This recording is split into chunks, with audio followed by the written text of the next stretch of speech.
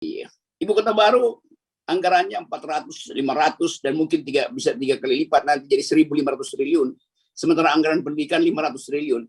Dengan kata lain 2026 nanti setelah 24 ya 5 tahun dari sekarang itu trade off-nya terjadi. Kita punya ibu kota baru, tapi kita punya anak didik yang bodoh.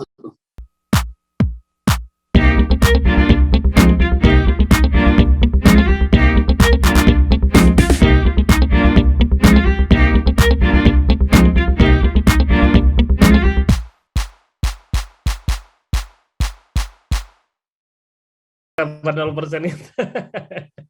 Harus. Ya, Bung Rocky tadi Pak Mardhani, Pak Munif dan Mas Indra sudah memaparkan ya terkait dengan kondisi dunia pendidikan kita saat ini dan bagaimana Bung Rocky melihatnya juga dalam konteks sosial politik kita saat ini juga. Ya betul, tadi Pak Munif memberi kita perspektif dan Pak Indra memaparkan data dan semua itu menyimpulkan bahwa memang mesti ada revolusi itu. Nah, jadi sebetulnya hanya itu yang ingin kita lakukan, itu membongkar fondasi pendidikan kita. Kalau data tadi saya terjemahkan secara gampang itu, kita diwajibkan oleh APBN 200 triliun, 500 tadi tapi kata Pak Indra cuma 10% yang dipakai itu.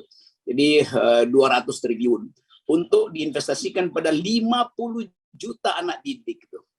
Artinya per kapita anak didik itu 4 juta rupiah aja. Dan itu memang masih kurang. Apalagi kita nggak tahu itu dipakai buat apa aja tuh. Gurunya pakai buat seminar, macam-macam itu. Jadi sekali lagi, memang pendidikan ini jadi anak, bukan sekedar anak tiri, tapi anak yang nggak dikehendaki sebetulnya. Karena seolah-olah yang dikehendaki adalah bagian yang bisa langsung dilihat. Kalau kita investasi pendidikan itu mungkin 20-30 tahun baru dapat hasilnya. Tapi memang kita harus di situ. Karena normativity dari konstitusi yaitu cerdaskan kehidupan bangsa. Jadi kalau filosofi itu tidak dimengerti, maka yang terjadi adalah beberapa hari ini saya webinar dengan ini mahasiswa yang saya perhatikan dia nggak bisa bertanya tuh. Bahkan untuk bertanya dia nggak sanggup. Dia ingin dikomentari pertanyaannya, tapi dia sendiri nggak punya tesis. Jadi Anda bayangkan, ini udah kalau SMA mungkin ini mahasiswa nggak bisa berpikir seperti layaknya seorang yang terdidik.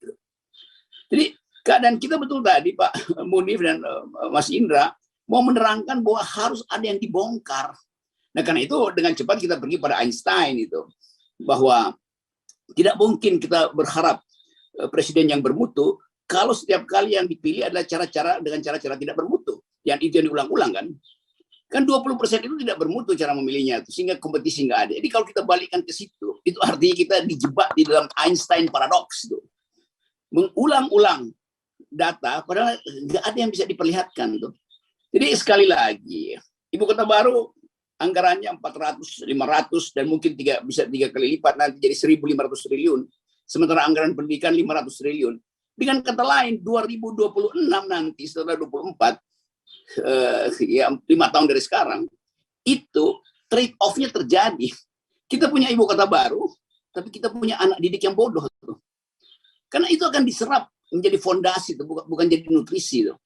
Jadi sekali lagi kita sebetulnya mau kasih semacam radical break bahwa kehidupan kita hanya bisa kita bayangkan kalau dari sekarang kita tahu bahwa ada masa depan dan masa depan itu adalah akal pikiran dan hati nurani. Nah itu yang nggak ada di kita tuh. Nah kita ingin sebetulnya, tadi saya setuju, lakukan pembenahan kurikulum dan masukkan kecerdasan lokal. Apa yang mesti diberikan secara universal? Cuma 2 mungkin, 1 logika, 2 sejarah dunia. Ini saya perhatikan ini anak-anak SD, SMP kita itu yang di negeri itu sejarah dunia dia nggak paham itu. SMP juga begitu, SMA mahasiswa juga nggak paham sejarah dunia. Logika dia nggak paham. Padahal itu 2 peralatan untuk bertahan hidup. Kalau kita mengerti sejarah, kita bisa belajar macam-macam soal di dalam ilmu sejarah dunia tuh. Global history. Demikian juga soal logics. Kita tambahkan lagi soal value. Cara kita menghadapi masa depan kan harusnya dituntun oleh value, bukan dituntun oleh teknologi.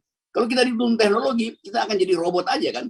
Jadi kita mau mengatasi robotisasi itu dengan value.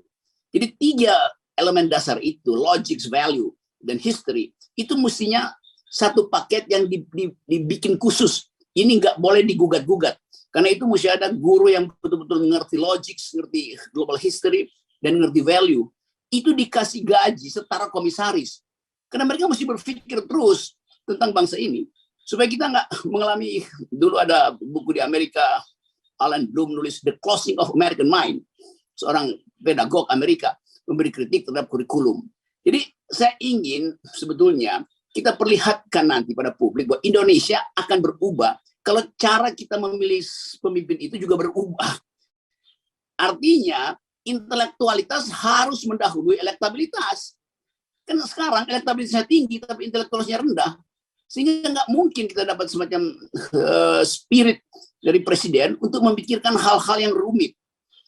Padahal sebetulnya diperlukan contoh itu. Kalau kita bandingkan misalnya menteri-menteri Orde Baru, dia teknokrat tapi ngerti soal-soal lain. Setiap menteri Orde Baru, kita harus lawan dengan argumen yang kuat untuk mahasiswa. Karena mereka berpikir, walaupun otoriter. Jadi teknokrasi yang didasari oleh keahlian reasoning. Sekarang menteri-menteri kita tuh buta huruf tentang reasoning. Asal ngoceh aja kan, asal ngomong kan. Jadi sebetulnya itu yang terjadi. Demikian juga kalau kita lihat talk show.